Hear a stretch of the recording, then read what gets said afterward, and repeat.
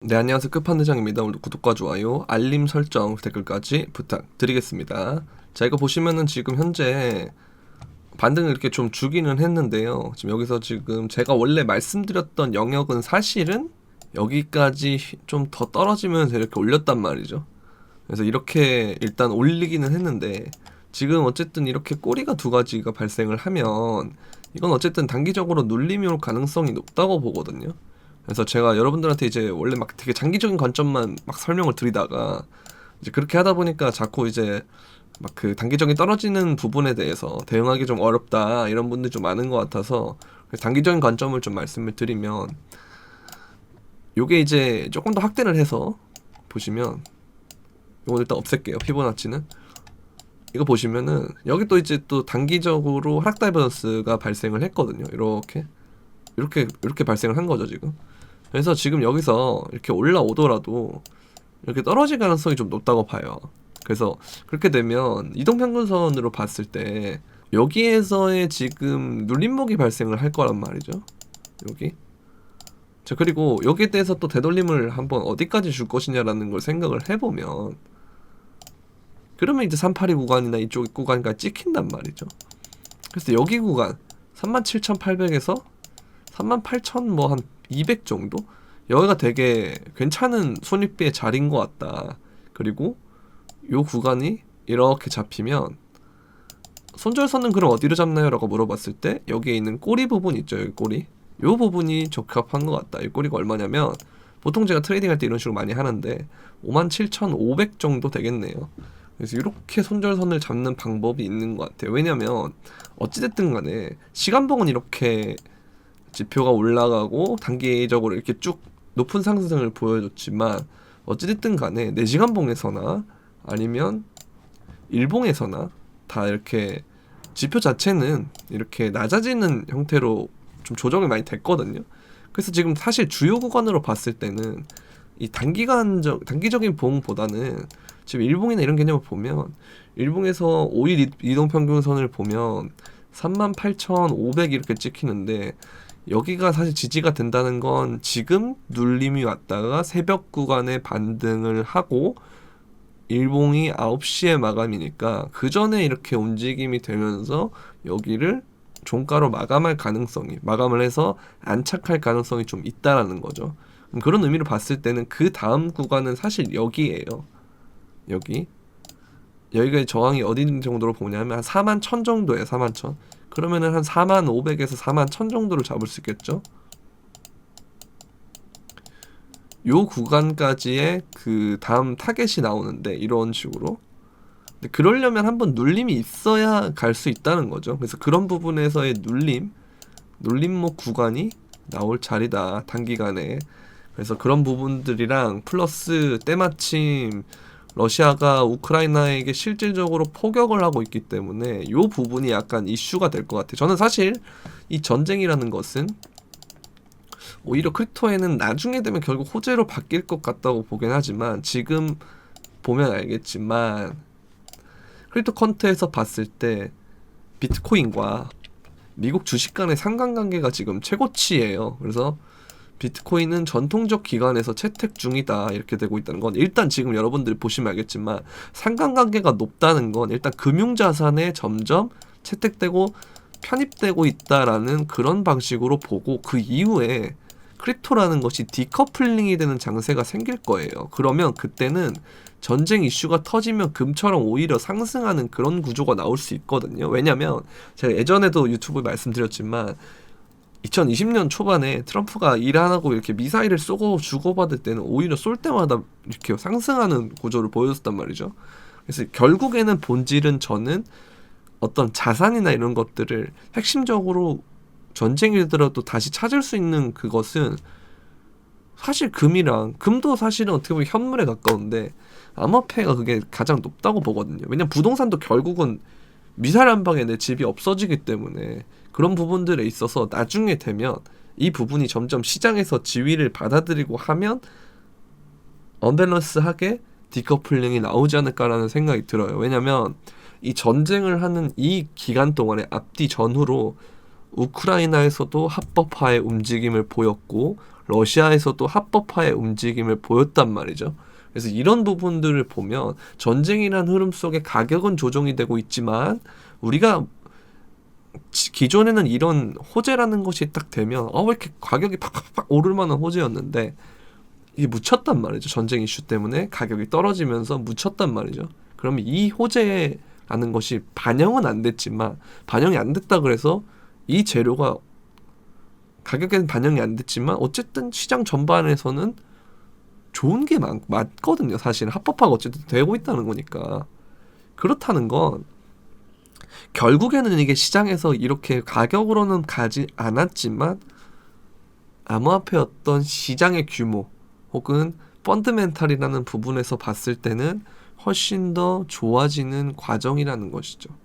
그래서 이런 부분들을 봤을 때는 점점 좋아지는 것이 사실이기 때문에 나중에 되면 디커플링의 장세로 가지 않을까라는 생각이 들어요. 왜냐하면 지금은 오일도 그렇고 유가도 오르고 있고 환율 문제도 있고요. 그 다음에 원자재 문제도 있고 그 다음에 금도 오르고 그 다음에 부동산도 오르고 있고 국채도 오르고 있고 금리도 오른다고 그러고 해서 그냥 모든 것이 지금 짬뽕이 돼 있는 상태예요. 그래서 이 부분에 있어서 어떤 이 키워드가 저는 이 해칭이라는 키워드가 되게 중요하다고 보는데요.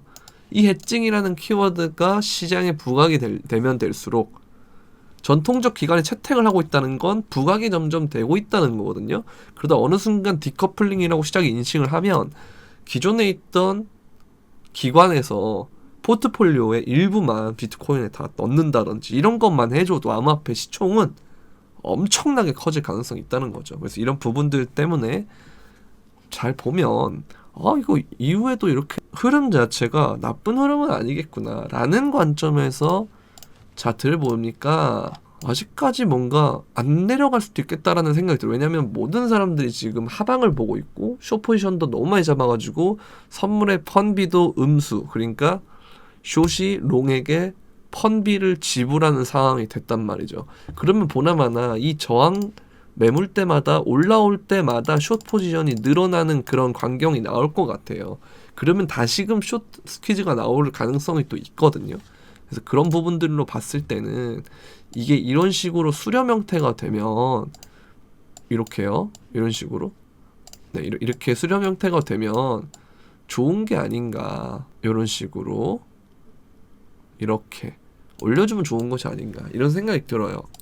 그래서 이런 부분들로 봤을 때는 우리가 당장에 어떤 상승장을 간다 이 개념은 아니겠지만 수렴을 한다는 것은 결국 다음에 큰 상승을 위한 어떤 준비 과정이거든요. 준비 과정. 그러면 이 준비 과정에서 우리는 뭘 해야 되냐면 옥석을 찾아서 눌림목을 볼 때 이러한 눌림목 하단 부분에서 천천히 내가 매집을 한다의 개념도 될 수 있겠고, 아니면 수렴한다는 것은 결국 단기적인 트레이딩 하는 사람들한테도 굉장히 좋은 장이거든요. 사고 팔고 하는 그 과정이 되게 쏠쏠하기 때문에 두 가지 관점을 이용할 수가 있겠죠. 내가 현물이고 그 다음에 시장에 대해서 되게 좋게 본다고 그러면 눌림목이나 이런 구간에서 좋은 기회를 갖는 것이고, 내가 선물 트레이딩을 한다 그러면 위아래로 어떻게 보면은 발라먹을 만한 그런 자리가 있지만 대신에 스퀴즈를 감안해서 펀비를 보면서 조금 보수적으로 숏이든 롱이든 타점을 잡는 거, 진탑점을 잡는 거, 그리고 짧게 먹는 거, 이렇게 보시면 되겠네요. 그래서 어쨌든 섹터는 항상 말씀드리지만 요번에는 왜 웹3 언급 안 했어요? 이렇게 말을 하시는 분도 있었는데 그냥 똑같습니다. 게임 메타, 길드, 그다음 메타버스, NFT, 웹3, 그다음 레이어, 디파이, 이런 혁신 섹터들 있죠. 혁신. 기존 금융이나 어떤 주식 투자자들이 봤을 때 암호화폐만이 할 수 있는 그런 혁신의 섹터들이 많이 부각되지 않을까. 웹3는 특히 다오라는 영역이 또 새롭게 주목을 받고 있죠. 그래서 이런 부분에 대해서 조금 관심을 갖지 않을까 하는 그런 생각이 들어요. 그래서 이런 부분으로 조금 지켜보면 좋을 것 같습니다. 그럼에도 불구하고 시장에서는 가능성이 공존해요. 이렇게 계속 저처럼 이렇게 상승이 된다고 보는 사람도 있는 반면에 온체인으로 유명하신 이분은 이제 거의 시즌 종료라고 보더라고요. 이분도 원래는 이분이 되게 긍정적으로 봤지만 시즌 종료로 바뀌었고, 뭐 플랜 B도 이제는 좀 보수적으로 봐야 된다, 뭐 2만 달러를 기다려야 된다, 뭐 이런 뉘앙스를 이렇게 좀 풍기게 좀 바뀌어 나가고 있는데, 저는 오히려 이럴 때가 어떤 인간 지표라는 부분에서 봤을 때는 나쁜 상황이 아니라고 봐요. 자, 이건 장기 보유자들의 어떤 매매에 대한 시그널인데요. 보시면 이렇게 내려가는 도중에 매도를 하는, 그렇게 튀는 구간이 있고, 그 다음에 올라가는 도중에 튀는 구간이 있는데, 그래서 지금 이 부분에 대한 의견이 분분해요. 그래서 이렇게 튈 때마다 보면 올랐던 경우가 많고, 여기서는 오른 다음에 이렇게 하락장이 되는 그런 시그널이었거든요. 근데 이번에 엄청나게 튀었어요. 이거는 그러니까 무슨 말이냐면, 이 하락에 장기 투자자들도 어떻게 됐냐면 많이 털렸다는 겁니다. 그래서 이때도 보면은 장기 투자자들이 못 참고 시즌 종료를 선언을 했다는 거죠. 그래서 이런 부분들이 정말 최고점에서는